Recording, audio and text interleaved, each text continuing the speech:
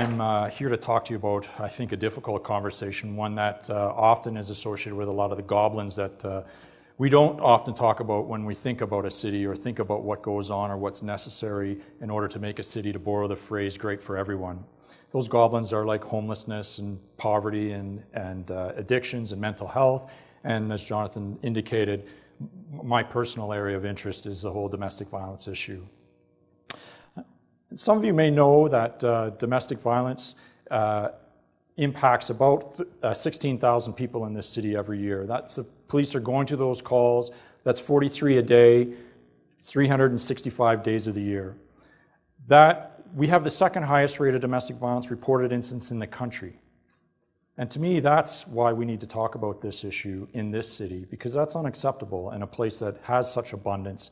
And for most of us, we don't have to see every day, but I'm telling you, it comes into our homes every day. This is an ugly issue. This is an uncomfortable issue, and I really want to give you a small experience of what our frontline responders like the police and some of our staff deal with every day. And so this is a clip. This is actually a real event, but we've made it Hollywoodized and took it out of context, but I just want you to share it with you. You're doing a real good job on your picture. Coffee. Please. I'd like some more too, please. Sure. She spilled my coffee. I'm sorry, sir. You fucking bitch. I'll bring a little coffee. How do you like this? You wouldn't get away with it here. You won't get away with it at home. Now, Stats Canada tells us that there are 32,000 other incidents that will never come to the attention of the police. Many of them look just like that. This is why we need to talk about that. Many of you are probably feeling assaulted, abused. I've inflicted something upon you that is uncomfortable, maybe makes you angry, maybe makes you very uncomfortable, scared for some people. And I did that intentionally because I want you to understand what it's like for many of the people who are living in these homes and many of the children who grow up in these homes. These are the same feelings that they carry with them every day. They bring them into our workplaces, they bring it into our schools, they bring it into our communities, they bring it into our living rooms. And imagine what it's like to walk around with that every day and then, have these conversations going on about what a wonderful and great city this is. It's a hard thing to reconcile in your head.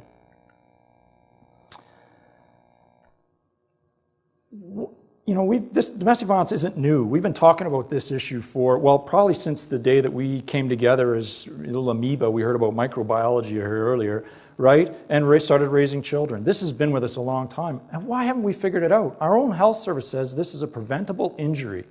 And yet this continues to go on 43 times a day, every day. In fact, we just had a domestic homicide that's in the newspaper today. A young mom and her young child were killed. So it puzzles me. We put a man on the moon, but we can't fix this. And one of the things that I think it gets in our way is that we have a paradigm that we walk around with, especially when we think about our social problems in our communities. And we think about them in very simple ways. And kind of like this romance novel that's being pictured here, this paradigm plays out in a lot of our literature, a lot of our movies, and we love it. We cling to it because it's really simple. And this plot line goes like this. We have this idyllic setting. And then some evildoer comes in and disrupts that setting. And then a shirtless Fabio comes walking in and saves the day, rescues the damsel, and everybody goes off and lives happily ever after. Well, except for the bad guy, he's been dispatched horribly. But that paradigm gets applied over and over again. And we have been doing the same thing when we think about domestic violence. We are looking for the hero that we can insert into a home who will save the day. And why? Because we can neatly wipe our hands and say, well, that's fixed, and we can go on to something new and not have to worry about that. Well, we've been inserting heroes for a long time. And lots of these heroes are successful. I mean, that's the joy of those stories for us. Right? We've built women's shelters. We've changed the policing laws. We've made the courts more effective and responsive to this issue. And it's had an impact. As this slide on domestic homicides show, we've reduced the rate of homicides for the last 2 decades. But again, the point being is that it's not zero. And if we were truly being effective and applying effective solutions, I would suggest that we can get that to zero. If Alberta Health Services is right, and we know that might be dicey, if it is truly a preventable injury, this should be able to go to zero. So what gets in the way? I want to bring this home by sharing a story about a little boy that I know. His name is Cole. And Cole's story starts like most of ours started. Mom and dad met, fell in love, moved in together. Cole was born shortly after that. And then their story starts to take a little bit of a turn. It turns sour. And they start fighting and arguing, yelling at each other. Dad starts working more. He starts drinking more with his buddies after work, coming home intoxicated. He sometimes is berating mom and accusing her of she having an affair, she doing bad things. Mom is at home. She's tired. She's stressed. She's raising a young child. But she has this value that a home for her child will have a mom and a dad inside of it. And so she's working hard to keep that and make it work. And then there's Cole. Cole's a happy little kid. He loves life, and he loves his mom and dad. Unfortunately, things got really bad in this house. And in July of 2002, Dad came home, confined Mom in a room, assaulted her numerous times, and strangled her to unconsciousness by sticking his fist into her mouth and closing off her airway from the inside. She was eventually able to get out and phone the police. And our police service, and I'm not intending to pick on our police service, but their best on this day was not good enough. They came, they listened to her story, and they didn't believe everything that they heard because they couldn't imagine how you could actually, a large man, stick his fist into a small woman's mouth and actually physically make that happen without having serious injuries around her face. This didn't seem possible, so they started not believing her story. And she was very calm when she was presenting to them, and she didn't seem all upset and excited like you would assume someone who's a victim of violence would be. And so then they started questioning, is this really true? Did this really happen? And so they didn't really do a great job with her. They didn't leave behind resources. They didn't invite her or bring in outside services to help her. And where I think we really failed for her is we also, as service providers, sat back and we insisted, as we have historically, that she come to us. And she had to come to a whole number of us and tell her story individually to each one of our organizations, without ever knowing whether any one of us would help her. We've re-victimized her when we make her do that. Needless to say, Mom is a very strong and resourceful person, and she persevered, and she and Cole left that relationship. She got a restraining order against Dad. She got a custody and access order, which prevented Dad from seeing Cole unless he completed some counseling, and then he had to see Cole in his supervised visits. And he was charged, but he pled guilty, and his trial was set for 18 months down the road. So in the meantime, in those 18 months, Dad is doing everything that the court has asked him to. He's going to his counseling, he's doing his treatment, he's doing his supervised visits, and all the reports that are coming back is that, hey, Dad's doing a great job. And so Dad takes the next step, and he applies to have the unsupervised, or to access Cole unsupervised, and he's granted that. And so as part of one of those unsupervised visits, and this is Cole, Dad plans a trip with Cole out to see his grandparents. And this is a joyous day for Cole and his grandparents because they haven't seen each other in probably more than a year because Mom and Dad have been fighting for that long. And it's a monumental day for Dad because he gets to have unsupervised visits and unsupervised time with his son. So the day comes. Mom is a little worried and anxious that Cole isn't at home, but Dad picks him up, takes him up to his grandparents, and they have a great day. And he phones Mom about an hour before he's due to drop Cole back off. And he's a little tearful, but he's telling her what a great day they've had and how wonderful it was to see Cole and his grandparents together and how much fun they had. And then he ends the conversation by saying, but I can't do this anymore, and you're going to have to send somebody to pick us up. And then he hung up. Mom panics, rightfully so. She doesn't know what he means by what he's just said here, but she knows that something wrong is happening. She phones the police. Of course, the police response is, we can't help you because they haven't been missing for 24 hours. So she sits anxiously and then gets the worst call that a mother could ever have. Cole is found dead with his dad on a halfway home on the side of the road. Dad has shot himself and killed Cole.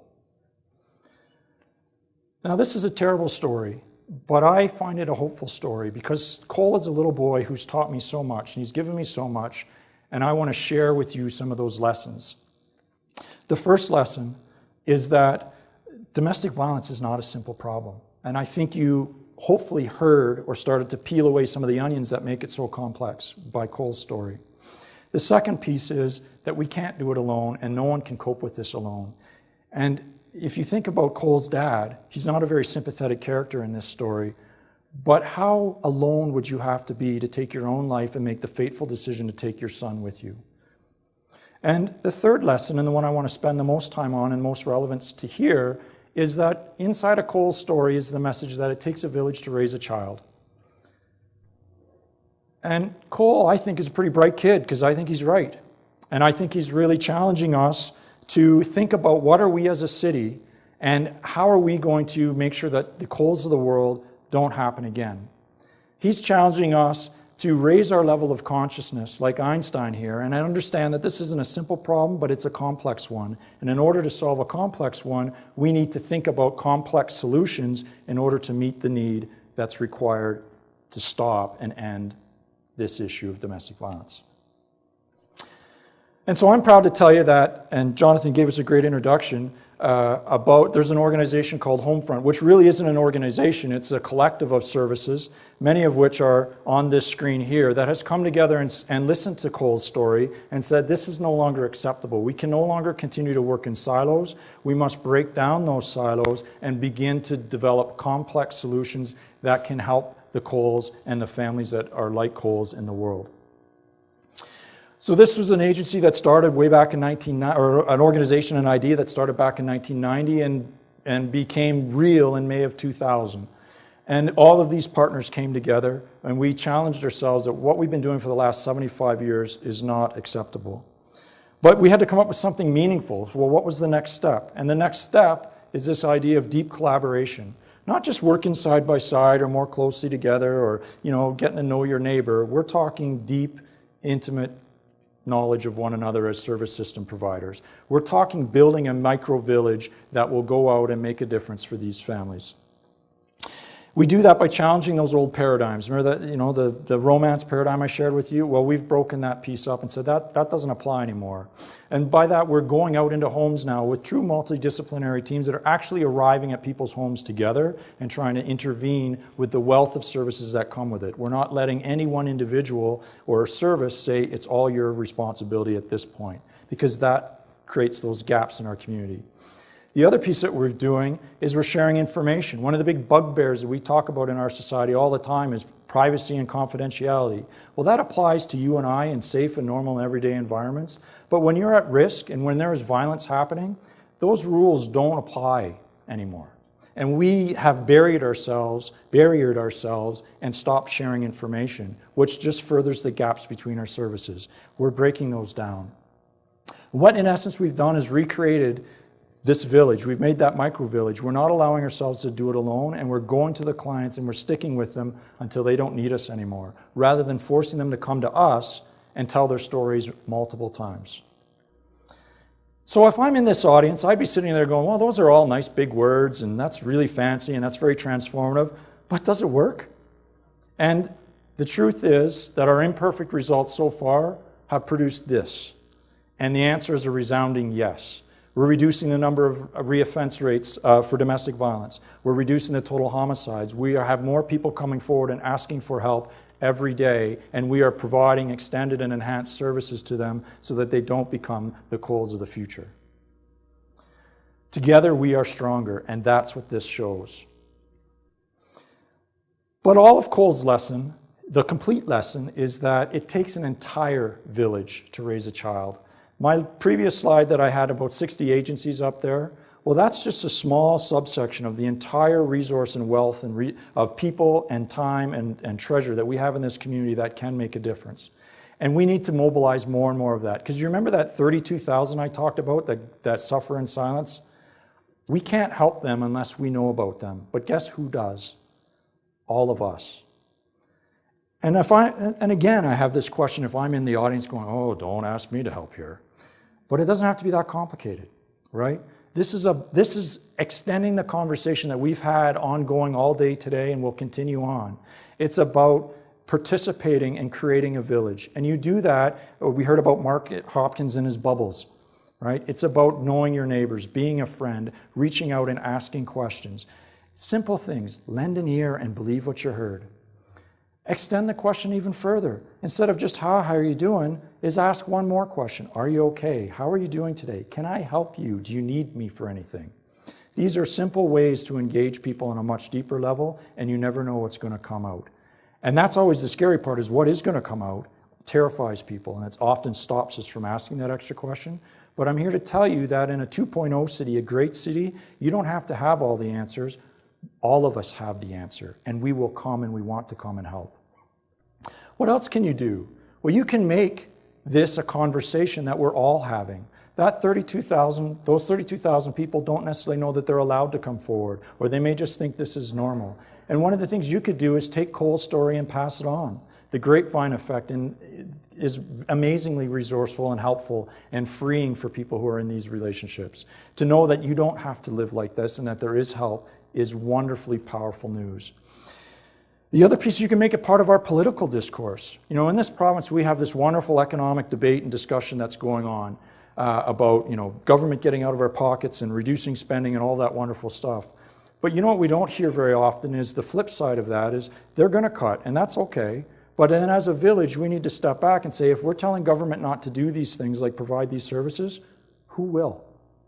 And I'll tell you who will, it has to be us. And we have to make that part of that large P political discourse to figure out how do we balance the fiscal responsibilities of this province and the social responsibilities that we have for all the families. So Cole's lessons are many. I've shared a few. His key one is it takes a village to raise a child. I've given you some evidence that says that it's successful when we work together. And the challenge today, or the invitation today, is that we want to spread that conversation. We want to have that full discussion about how do we make this a city that steps forward as a 2.0 city that's willing to take care of all of those people that are in need in our community. And I would invite you after today at the break, come talk to me, talk amongst yourselves, but I invite you to think about how will you extend Cole's legacy? In what way might you contribute? Thank you.